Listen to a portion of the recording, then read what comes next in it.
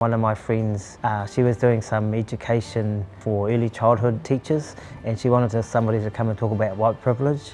And she goes, "Oh, who do I know could do that?" "Oh, Tim, sweet, you can do, you know." And the thing I said to them, I said, for me as non-Māori in this community, I can operate and I can do things, I could potentially do mahi and have no relationship or understanding or need for understanding of things Māori. But my partner, she can't live in this community and operate and work with no understanding of things Pākehā, because that's how, you know, the most of it sort of operates. And then you start thinking about the things that happen in your life that track you through that path where you just navigate the system easier.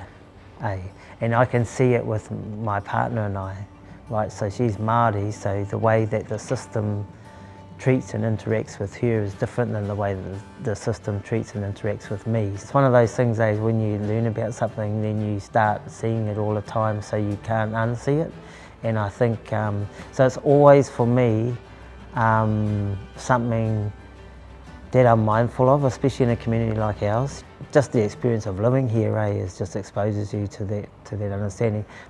But what comes with that, I think, is being open to that understanding, because there's heaps of people who've lived here for more years than I have and still are not really interested in that space. So yeah, that's about, for me, that's about respecting the place you are. You can be welcomed into a whānau of this community very quickly, and that was my experience. Like, I came here, I didn't know anybody, and I met a good friend of mine and was embraced by his whānau, and that made other connections and so on and so on. And over those 30 years, you know, I've got some very close relationships, and relationships that feel like whānau, you know, and I think that's the nature of this community. You just feel part of something, you know, you feel sort of aroha manaaki, I suppose,